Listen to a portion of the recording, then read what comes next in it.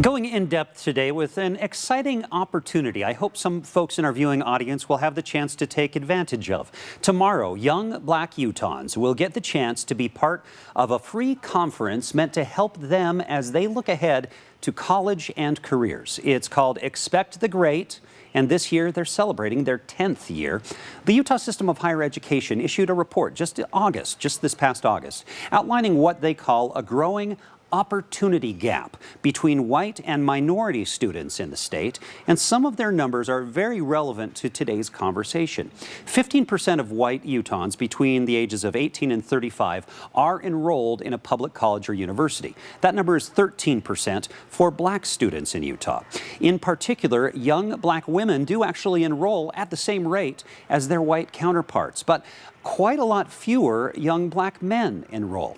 And the difference gets bigger when you look at who is completing their programs. It's 32% of white students compared with 23% of black students. And the state report summarizes that, saying the underrepresented populations taken together missed out on approximately 36,000 degrees, they estimate, between 2010 and 2019.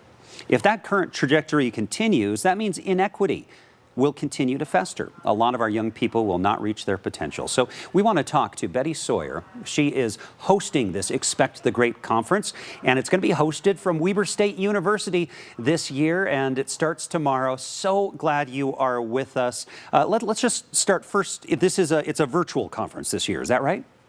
Yes, it is. All things virtual almost this year. So oh, yeah. It'll be so nice when we can actually be face to face. But that does give people, if someone's just learning about this and they are in St. George, they could sign up and still be a part of it, though, right? Yes, they can. Our registration is still open. If they go to Expect the Great Utah or go to Weber State's website, they can find that and register right now. So tell me, why is it important for to provide a chance specifically for black students, tailored to them to get ready for college?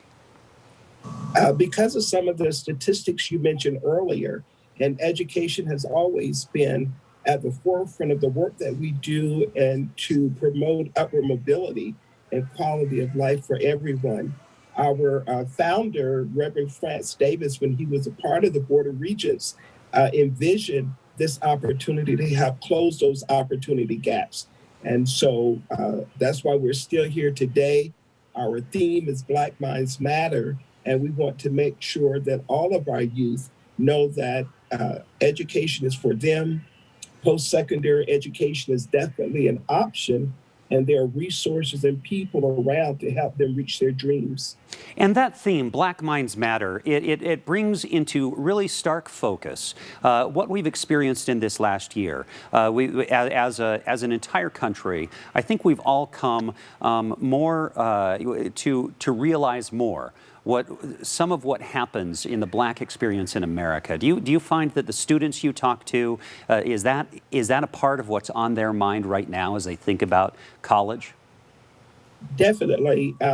We've all had to adjust to issues throughout the summer, throughout, just life in general as people of color and Black Indigenous people of color, to be able to have equal access and equity in different spaces and places. And so our students, both in high school and college, have been thrown in the midst of these conversations and trying to figure out what that means to them while staying that course. And so as a part of our conference, we will be having conversations around cultural identity, around student engagement and social justice and what that looks like for you, along with those important issues of accessing college, paying for college, transitioning from college to high school, and from high school to college, and from college to careers or postgraduate education. And talk a little bit about if someone signs up for this and they attend starting tomorrow. What are they going to experience? What do you have planned for them? We have some exciting workshops, some high energy sessions. One of the groups that we are working with this year is called Trill and Not Trill, and they bring spoken word They bring their own DJ to the table because we know being in this virtual setting, our young people are like, how long do you want me to sit in a workshop? And so we made sure that we will have engaging opportunities. Our students, when I talk about Black Lives Matter and representation matters, being of a small demographic in Utah, oftentimes our young people don't see Black doctors, they don't see Black educators, administrators, business owners, political figures. And so during our conference, this 2-day event, those people will be the ones doing the workshops and presentations. So they'll learn about wealth building and financing for today until their future. How about for those of us who don't have that experience? I'm saying for those of us, for us white Utahns, the majority, what can we do? It's a tragedy that young people who can succeed are dropping through the cracks. So what can we do? I think it's important that we keep these issues at the forefront of our agenda. When we talk about equity and inclusion and justice, it's important that if you're at school, you recognize that these things are happening on your local level. It's an opportunity to speak with your board members. It's an opportunity to speak with the superintendent to make sure that there are intentional strategies in place to make sure all of our youth can succeed. There are always opportunities to help finance a young person's college dreams and aspirations at a time when most students in higher ed are working, and too many are working full-time jobs with families trying to make this dream become a reality.